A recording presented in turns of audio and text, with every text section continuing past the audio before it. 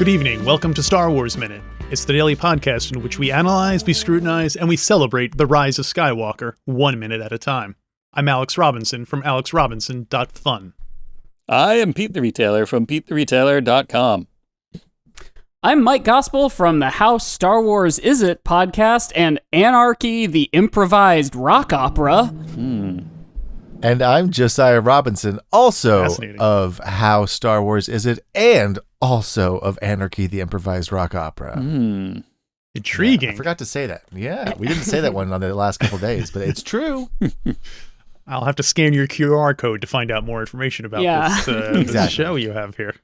I can tell you guys were improv guys because he said, I'm doing this, and you said, yes, and I'm doing that too. So. Exactly. Yeah, we're very good. I can tell you.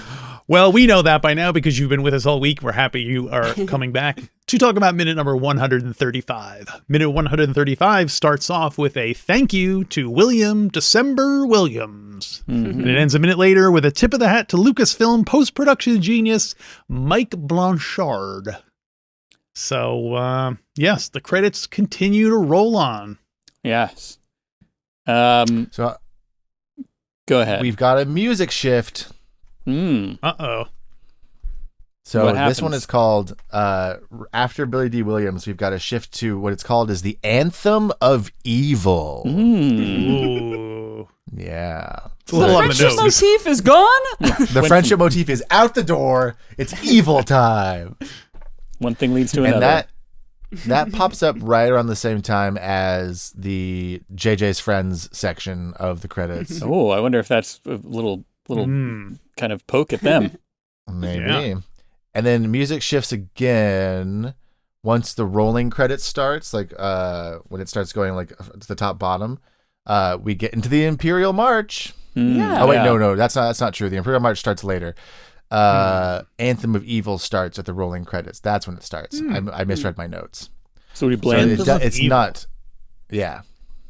So JJ's Friends still have the motif, the friendship motif. So maybe that's what it is. Oh, okay. That's why. It's friends. Yeah. Yeah. Friends first. Yeah. So that's the And music yeah, the update. Imperial March kind of threw me a little. Yeah. Why? Maybe they use it at some point. I don't remember really, but Well, there's no Empire in this movie. Yeah, that's Right. Yeah, it's true. It's kind of confusing. It's like, they should play Yoda's theme. Resistance rap. Right. Yoda's not in it either. That's what I'm saying. They might as well just Oh, play, you're saying just be a greatest hits Yeah. of Star Wars. Yeah. Yeah. Han Yeah. Solo and the Princess, Asteroid Field. Well, we all did. that stuff. I mean, it makes sense. We did get them, but this is not when we heard. Remember a while ago when we saw Lando talking to Janna with the scanner, that they played Luke and Leia's theme from Return of the Jedi while they were talking for some reason, which yeah, weird. seemed like an odd Family. choice. Unless they were underpinning that, like, oh, these guys are really related. Right. Oh, sure. But yes, interesting choices all around. There's no Empire in this movie. The First Order kind of, they could claim that song. They probably do have the publishing rights to that song. So Right. Yeah. I was pleased to see that before Snap Wexley, we get a credit for Shirley Henderson, who's, of course, the voice of Babu Frick. Yeah. I looked it up. I forgot that she was in Trainspotting and Trainspotting 2, which I've never heard. I've never met anyone who's seen Trainspotting 2, unless one of you guys has seen it. No? no. And she's also has another Star Wars credit. She also is the voice of the Azalians in The Mandalorian. Sure. So I was surprised to see that Rise of Skywalker is her IMDb first credit, which was kind of a surprise to me. I would have thought Moaning Myrtle would be more of a thing, but Star Wars fans, right? That's a game we've played on our show before, is guessing what people's IMDb credits are, because it kind of has no rhyme or reason to it. Yeah. Like sometimes it's the most famous movie, sometimes it's an Oscar-winning movie, sometimes it's like something very random that doesn't make any sense. Yeah. It's pretty fun. Yeah, going back a couple of minutes to Who Are You Rehu? Who are you, Rehu? Who Are You Rehu? Like that. I just flipped the page. Anne Fairbank, like, was in, like I said, long career. She was in stuff like, I think like A Passage to India and all this other kind of prestige stuff. But no, her top thing is the Rise of Skywalker, and so it's like, all right, I'm not sure how happy she is with that, but Yeah. That feels like a Bill Hader thing again, where it'd be like, I don't want. No, Yeah. I've done other things. right. Can you sign this picture of an old lady in the desert for me? Like, no, No. I was in the Crucible. Yeah, what could you ever sign? That would be the Yeah. when you were looking something up, I thought you were looking in the Star Wars Rise of Skywalker expanded edition, and you're looking up credits in the novelization. Yeah, no, sadly. Well, I mean, there's the acknowledgements in Star Wars Rise of Skywalker expanded edition by New York Times bestselling author Ray Carson. But she does thank J.J. Abrams and Chris Terrio. So, There you Right. but after she thanks former guest of the show Jennifer Heddle. So there you go. go. Very cool. Bad Robot gets a credit here, J.J. Abrams production company, and I have here a list of the five least known Bad Robot properties.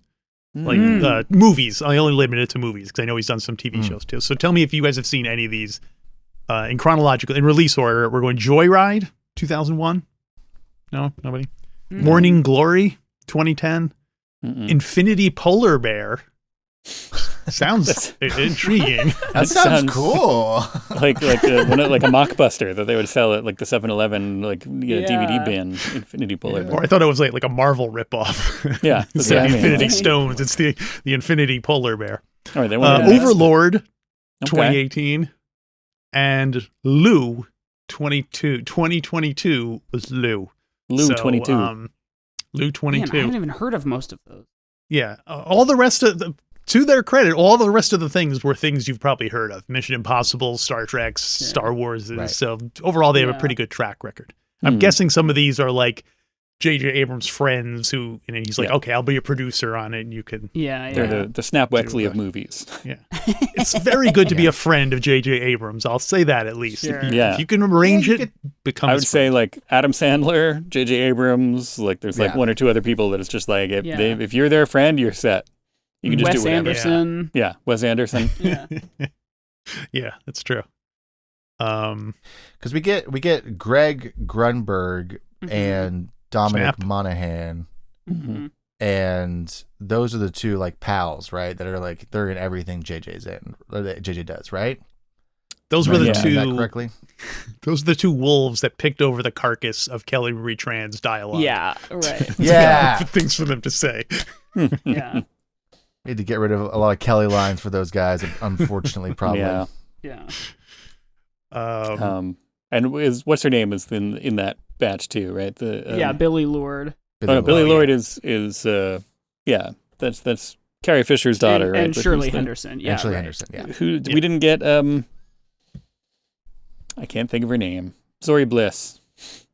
Yeah, she was in Oh, it. She Carrie was in it. Russell. Carrie I Russell. just didn't comment Okay. on it, but Yeah. I She gonna was say in the she earlier the- block of names. Okay, no, I'm thinking of the people that were only specifically JJ being like, "Oh, you want to be in my movie?" Like that was. Oh, right. yeah. Carrie Russell, Greg Grunberg, and we just said his name, Dominic Monaghan. There you go. Yeah. I guess the JJ movie could have pals. been like Star Wars: The Rise of Skywalker, starring Greg Grunberg, Kelly Russell, Yeah. and Dominic Monaghan, and with featured players. Daisy Ridley. Yeah. Yeah. You have to do that For in a Don Pardo voice, though. Daisy Ridley Moynihan. Yeah, This is the one I always I'm think glad of. they did it. I feel like we've done enough Don Pardo yeah. on the podcast. If you guys ever need someone to do Don Pardo, just call us up. All right. We're here for you. I want someone who will Shirley do. Henderson as Babu Frick. I want someone doing Daryl Hammond doing Jimmy Yeah. Don Pardo Right, stuff. right, Jimmy right, Pardo. right. That'd be funny Jimmy too. Pardo. but- That would be funny too. Sure. Yeah, it'd be funny. Never not funny. Yes. Yeah, there you go. Well, my next thing is about ILM. I have a little bit of information about industrial light and magic. Okay. So, Go ahead.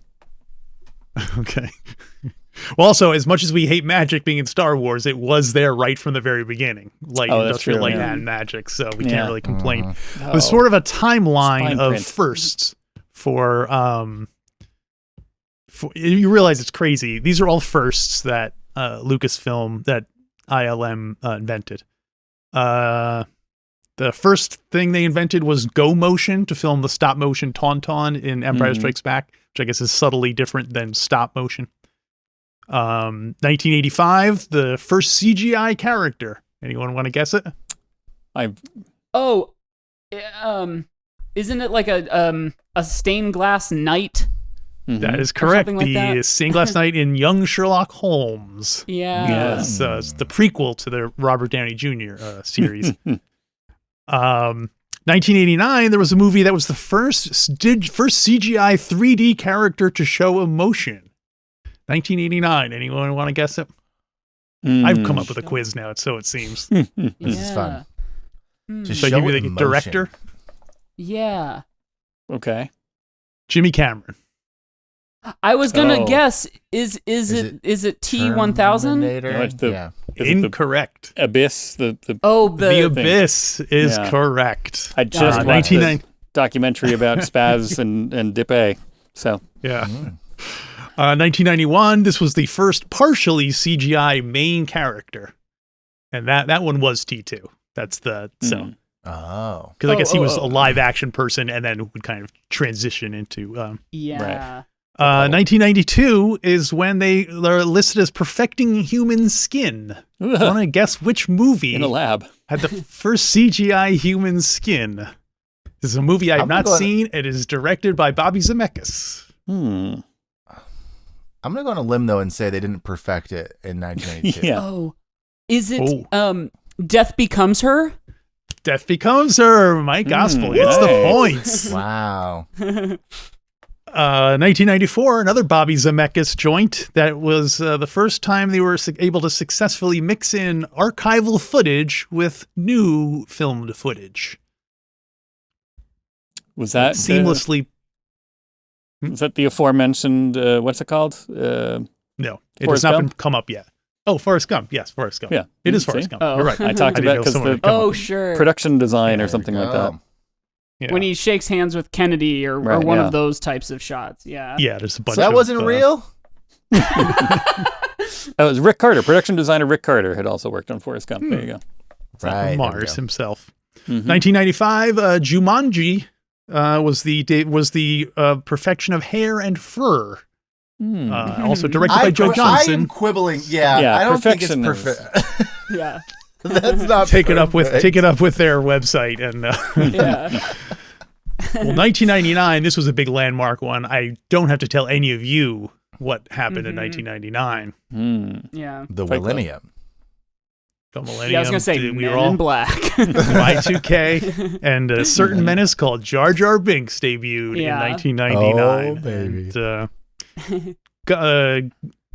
Gollum really overshadowed him. I feel Yeah. like, Yeah. in terms of Totally. The second and mouse gets the cheese on that one. Right. Yeah, exactly. And the last one is the Volume in 2019. The Volume debuted, of course. They're using that over on their television show. So ILM really cutting edge, really a pioneering company with that. Yeah. Yeah.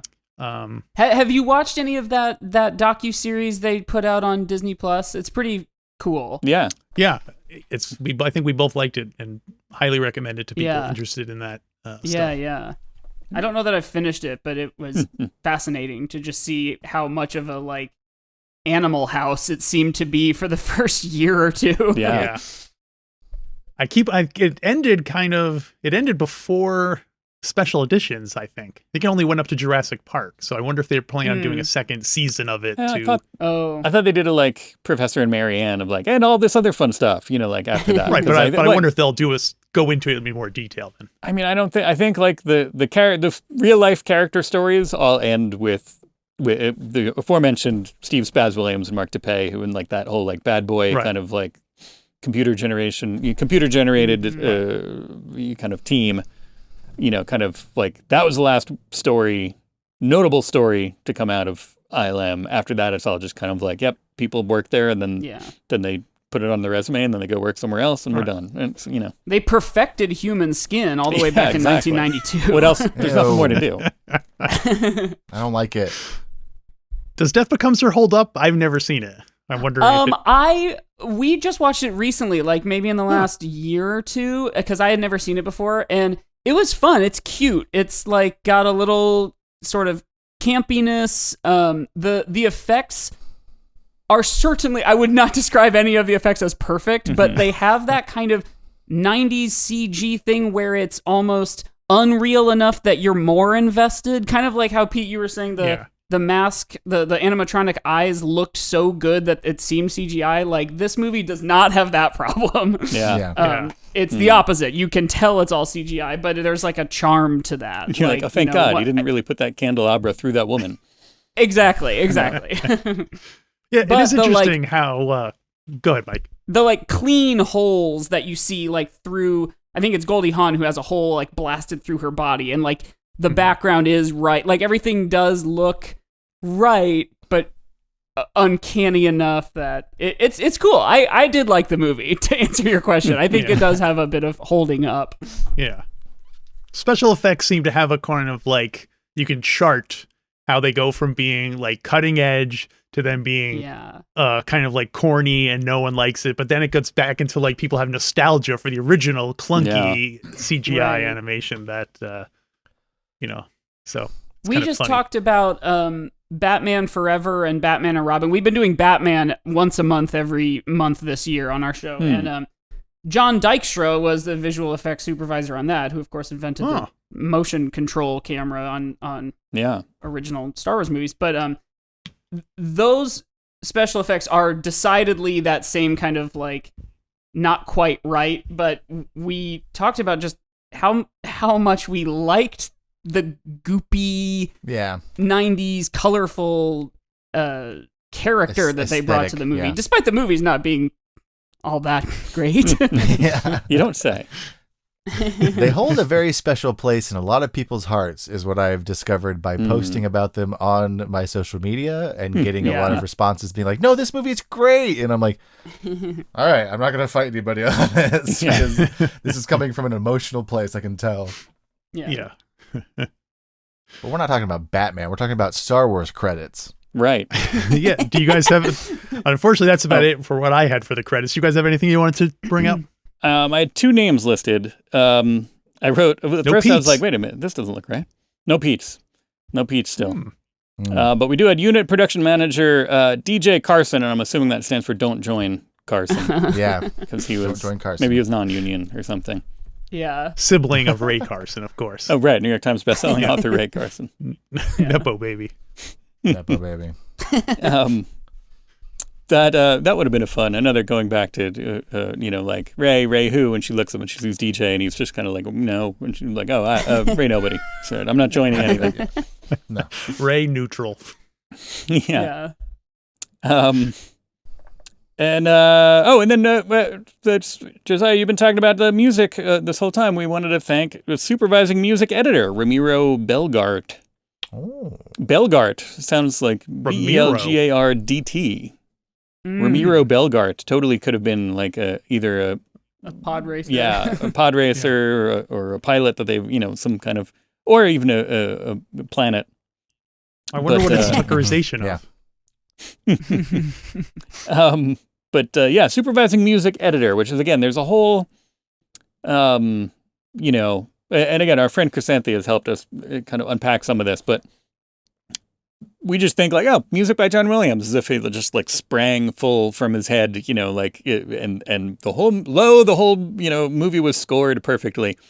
But he apparently basically, kind of writes out some theme ideas, and there's orchestrators, there's people who go in and kind of, add that, and it's all recorded. And then as the movie changes, then that needs editing too, which is a whole different process so it's a whole world that I know nothing about. So supervising music editor, Ramiro, I don't know what you do, but hats off.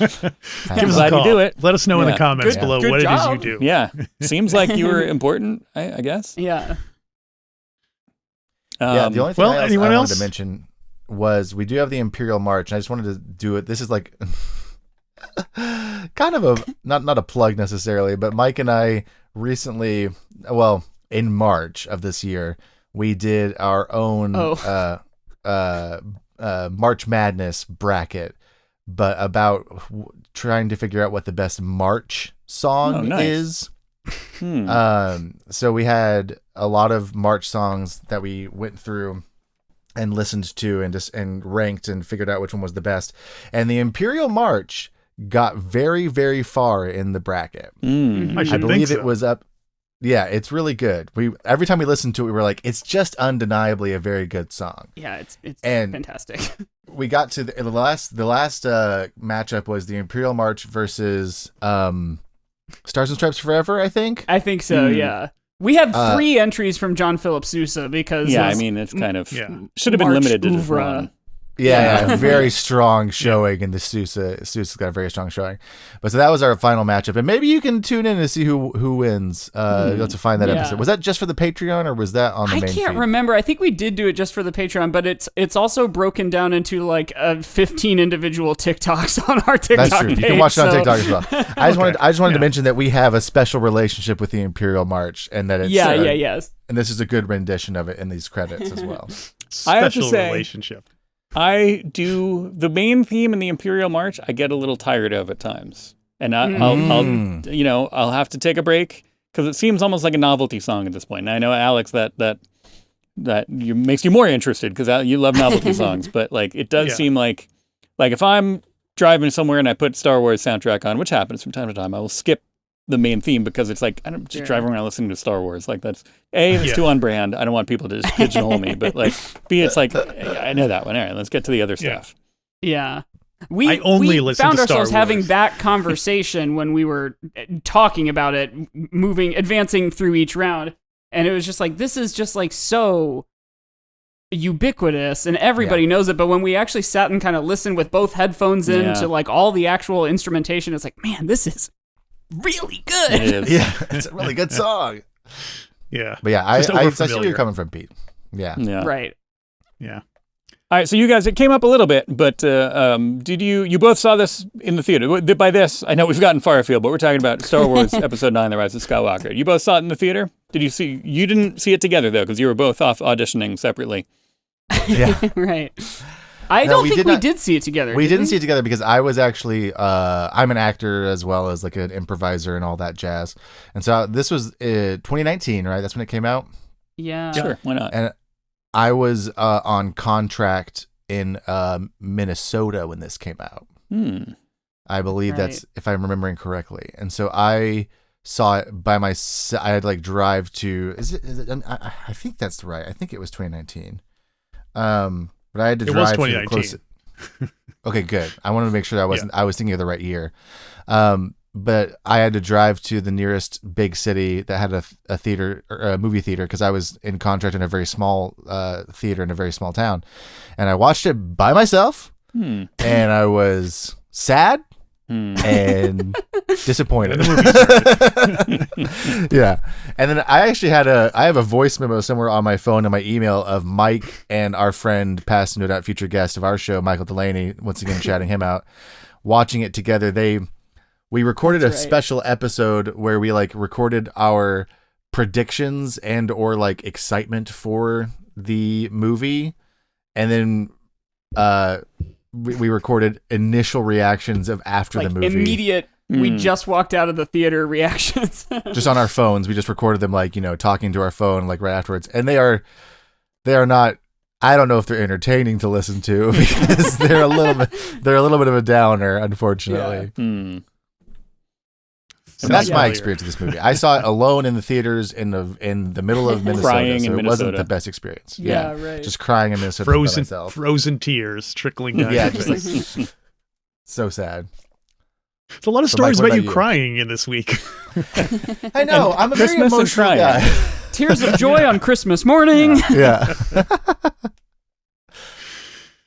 What about you, about Mike? you? Any amusing stories about the first time you saw it? I don't think there really probably is much amusing. Although I do remember one of the like wild left field predictions, like that we made some predictions of like, I bet this will happen. I'm sure this probably will. And one of the things I think Michael even said was like Ewok cameo. Yeah. And there was. Yeah. Right, 2 of them. I remember that one specifically. I was like, called shot. He got it. Yeah. Yeah. Nice. Yeah, we did get two Ewoks. One familiar one, one unfamiliar one. Right. Yeah. And wasn't it Warwick Davis's son? Yeah. Warwick Davis him? has Yeah. Wicket, and then his son has Wicket's son. So Yeah, That's that's really cute. really I'm gonna cute. keep that. Keep Yeah. that in the family. Yeah. Keep it in the family, yeah. Yeah. All right. Well, All right. You can also hear more of our thoughts if you want to, because we have recorded 2 episodes of our show about this movie. Yeah, all the So- Star Wars movies we've done a second episode on. nice. So you can hear us talk about it twice if you want, if that sounds like something that you could be interested in. So And do you identify how these Star Wars movies are, or do you just Yes, talk we about do. what the okay? We do. Yeah, and the scale's broken. Well, I'm sure. Yeah. Yeah. we have the scale. We've only and it's ever not broken. given one 10 out of 10. Was that Star We've Wars? given it twice, but it It was Star to Wars. Yeah. Return of the Jedi. Hmm. Yeah, we think Which Return we of the Jedi think is the most Star Wars. Warsy thing. Hmm. Yeah, if Interesting. you think about it, it makes sense. And it doesn't at all. And it also doesn't make sense at all because they're all Star Wars movies. Right, yeah. All right, guys. Well, thanks for joining us here all this week and talking about the credits of the film with us. People should definitely check out How Star Wars Is It? How Star Wars Is It? How Star Yes. Wars, isn't it? How Star Wars, isn't it? British edition. And so, well, speaking of British people, you got the Beatles, you got the Clash. I don't know if they're British. Bad Brains, Jawbreak, Green Day, Jawbreaker. Pink Floyd, Bob Dylan, Devo, Duran Duran. You're like, what do these people all have in common? They all have in common is that we have made mashup designs over at our merch store focused on all of these musical acts. So if you're a fan of any of those acts, you should go to StarWarsMinute.com/merch and check it out. You might like it. It might be something you'd be interested in buying and wearing around in public places. I've got Star Wars Minute merch next to me right now, which I wanted to say. Nice. I'm a big fan. I love your illustrations, Alex. I made. It's been a long time because I've put this hobby on hold, but like small bootleg action figures. Here's one of my R2-D2 that's David Bowie, Ziggy Stardust inspired. Oh, nice. But when you do this and you pour resin, you put it in a big pot to get all the bubbles out, a pressure chamber, and you put stickers on them. That's tradition. And I've got, let's see, Oh, yeah. That's a Bad couple Brains. of Star Wars Minute ones right there. Nice. Nice. Cool. Excellent. Well, thank you for your support. So get the merch, guys. Yeah, get it. All right, everyone, go do that. Get the merch and then go hang out with us again next week on another Star Wars Minute. Star Wars. Star Wars Minute. Star Wars Minute.